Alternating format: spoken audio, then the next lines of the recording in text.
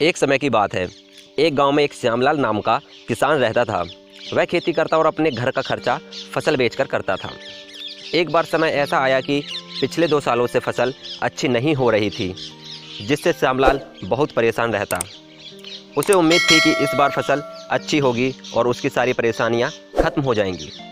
लेकिन इस बार भी आंधी और तूफान की वजह से फसल गिर गई और फसल अच्छी नहीं हो पाई। इस बार उसे भगवान पर बहुत गुस्सा आई और चिल्लाकर कहता है, तू कैसा भगवान है? तुझे तो ये भी नहीं पता कि खेती कैसे करते हैं। अगर मेरे पास ये सब शक्तियाँ होती, ये सब ताकत होती, तो मैं अनाज ऐसे उगाता, ऐसी फसल तैयार करता कि लोगों के अनाज के भंडार हो जाते।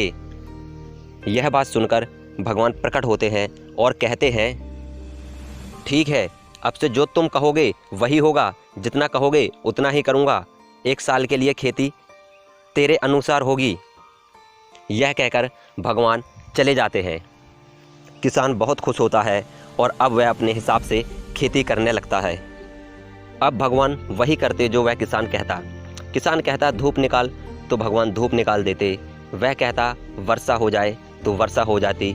ऐसे ही अपने अनुसार वह किसान पूरे सीजन अपने अनुसार भगवान से सब कुछ करवाता रहा और अब फसल कटने के लिए तैयार हो गई थी।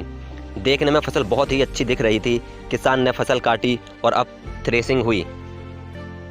किसान हैरान रह गया कि फसल इतनी अच्छी थी, इतनी सारी थी, लेकिन उसमें के दाने बहुत पतले और हल्के थे, जिससे उसको इस बार पिछले सालों से कम अनाज उपजा।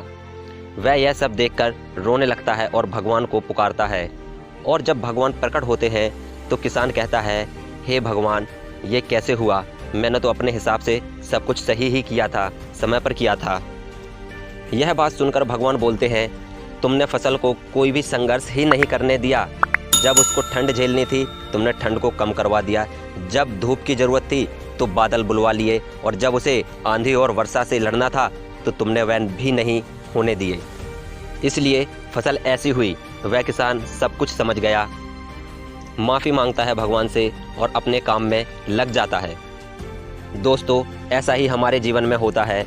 जो व्यक्ति परेशानियों से दूर भागता है, मुसीबतों से बचता है, कभी संघर्ष नहीं करना चाहता, वह व्यक्ति उसी फसल की तरह हो जाता है जो कुछ नहीं कर पाता अपने जीवन में सिवाय कोसने के। एक बार जो समय निकल गया तो फिर कुछ नहीं हो सकता।